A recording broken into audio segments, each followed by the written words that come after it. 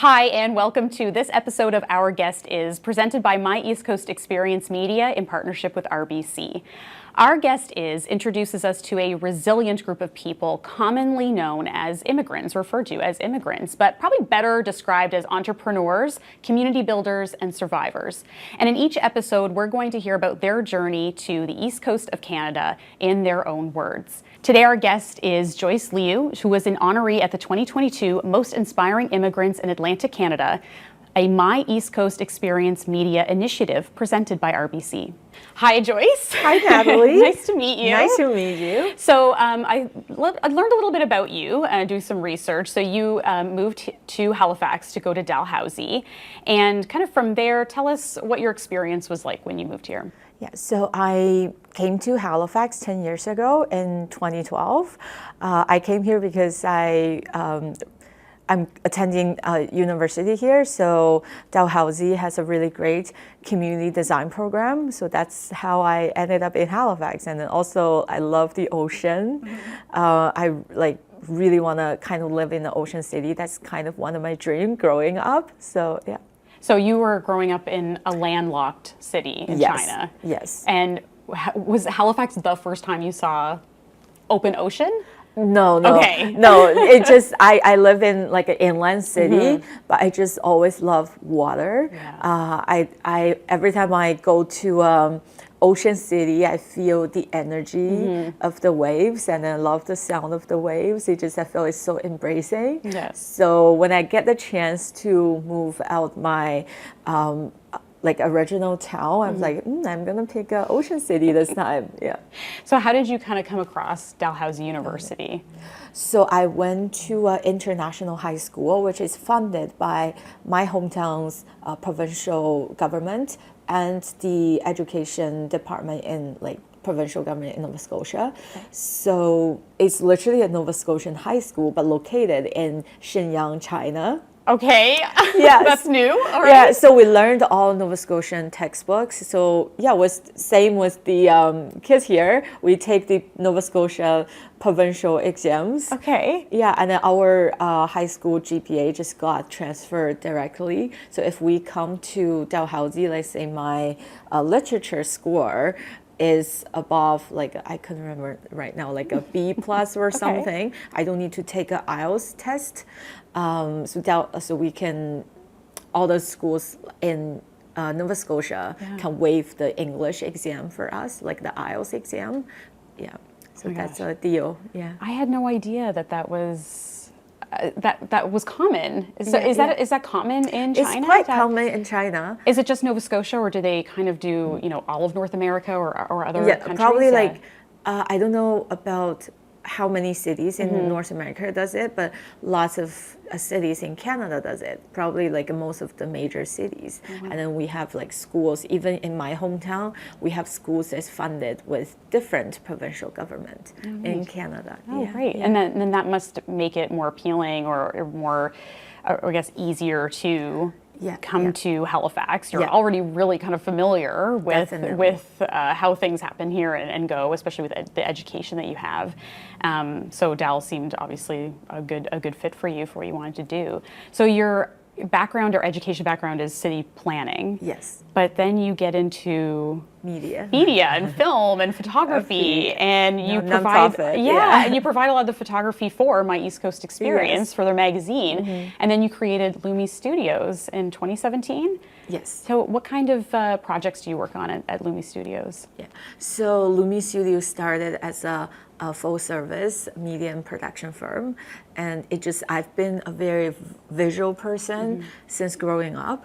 I couldn't remember how young I was when I had my first camera, but since I remember, I just a huge kind of fan of all types of cameras, and then I started from film cameras, then got into digital. I had my first those tiny DV camera in high school, and I had a trip to Yale University for the Model United Nations. So I filmed a documentary for my whole team, for my whole trip, for my team in the Model United Nations. And I think that's my first documentary. And when before I graduated, I was working with a nonprofit organization called Halifax. So two of my classmates founded, and I joined kind of right after. So we create stories about urban planning, try to make urban planning cool and interesting. So because we all believe like planning, we're not planning for, let's say, the building, the street. Actually, we're planning for the people, for the community. So we hope to use a more engaging form, more visual form that can be shared widely on this digital age to have people understand what's happening in the urban planning world. And that was in my fourth year. And then after I graduated, we started getting more and more contracts that are not that urban planning related. And my dad was just encouraging me, like, why don't you take an entrepreneurial path? And I also, that was a time I learned in our province, we had a new immigration program called the International Student Entrepreneurship Program. Yeah, and then it was the Nova Scotian Immigration Department, and then it was Minister Lina Diab. At the time, she helped me a lot on kind of explaining what the program does, and it encouraged me to take part of it. So kind of just down my entrepreneurial way since then. That's awesome. And then through Lumi Studios, you created your documentary, Why Halifax? Yes. Correct. And I got a chance to watch it leading into this interview with you, and it really touched me, right?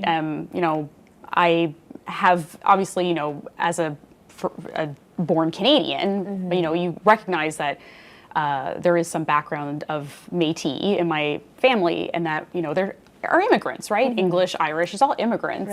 Right. So even when you're not, you know, a Chinese immigrant, I think everyone can kind of connect to what story you were telling. Exactly. Yeah. So how did you kind of start doing that? Yeah. So when I started, that was the second year of Halifax Chinese Festival. So I'm one of the organizers behind. So through the Chinese Festival, we were able to meet with lots of the elders in the community. And then I'm a part of the Nova Scotian Chinese Benevolent Association. And just while I've always been like, I love chatting with elders because I feel what I can learn from them is so precious, so valuable, and then hearing their stories. While I was kind of the first time meeting them, hearing all their old stories, I'm like, wait, like we call them like uncle, like uncle, okay, let me pick up my camera. So I started just like, I always have a camera in my bag and then grab this, started filming. And the association, the Benevolent Association, helped me to find more of the elders in the community. So I interviewed about, I think, 10 people in total. As I interviewed them, I literally don't know what I will be getting when I start asking questions. I don't know what this interview can lead up to. So literally, I just collected lots and lots and lots of story. And then once I have the each bits of the story, I kind of like trace a pattern from my urban planner's lens. So this is from immigrants, told from an immigrant's mouth, but it's actually about how Halifax has grown.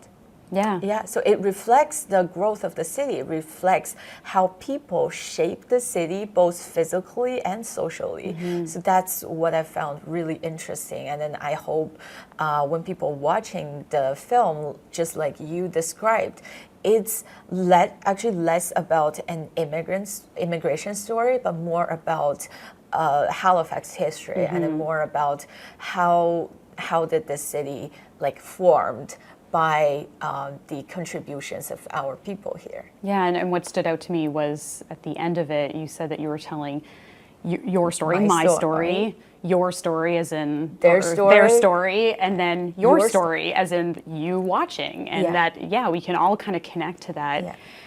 You know, how it might feel lonely when you're in a new place, and that we all are, you know, part of the city and helping it develop. And I think that's really lovely. So I was talking to you before we started about how your documentary is 15 minutes long-ish, and that I wanted more And then you told me there's a second episode that's coming. Yeah. Through this, I feel this film has been a great conversation opener. When people hear it and everyone start linking me to more Chinese descent in the community, and each of them are from different parts of Nova Scotia. So in the second episode, we will be expanding outside from our urban core, more of like exploring different towns in Nova Scotia too, through these stories. Yeah. Excellent. And then you were part of the Asian Food Festival, was Yes. it? Okay, so and that takes place on the waterfront in Halifax. Yeah. And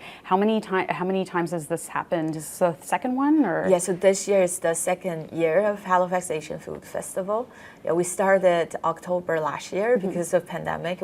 We had to push it from May to October, and this year we brought it back in May, which is also Asian Heritage Month. Oh yes, excellent. And then obviously it was a success because I think you were telling me too that the numbers were really great. Yeah. It's a groundbreaking number. So there's two programs in the Asian Food Festival. One is called Asian Food Week. The other is called the Asian Food and Cultural Carnival. We started the carnival in Charlottetown in PEI, and that was May 14th. So we had a groundbreaking number for the location we were in Charlottetown, which is the Confederation Court Mall. It's an indoor event. Afterwards, from the 16th to 22nd, we had the Asian Food Week in both provinces. I think more than 40 restaurants joined in total. And in Nova Scotia, each of the restaurants have invented a new dish for us just for the Asian Food Week. And in PEI, restaurants are all doing, let's say, a special combo with a special price. So we ended this whole month, the festival, with the Asian Food and Cultural Carnival in Halifax just the past Sunday. And we just got the traffic count number from Develop Nova Scotia. They said we never ever had this many people down by Halifax waterfront in May, which is over 30,000 people. Oh my gosh, I know. And it is an amazing festival to see the performances and you know, taste the flavors and all those things that and like your documentary was touching on, that we as a community, you know, embracing culture and knowing that it's helping Atlantic Canada grow and become an amazing region to live in, and you know, embracing new Canadians and immigrants. So you've got another documentary coming up, so a sequel to Why Halifax, and then you've kind of expanded Why Halifax into maybe like Why Canada? Yeah. So we are going to expand the content.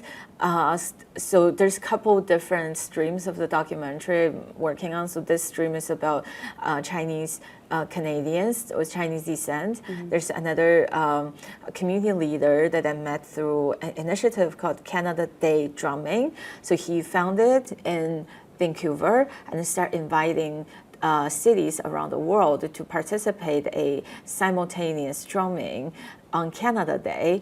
So this year we will be having 152 cities around the world drum all together 3 p.m. on July the 1st. Oh wow. Yeah, so this year we got the support from our city of Halifax, of hosting it by Alderney Landing. And then the concept of this is to having drumming as a cultural symbol that's across the world culture, of bringing so many different diverse groups together to show their, the uniqueness of their culture through performances and drumming. Yeah.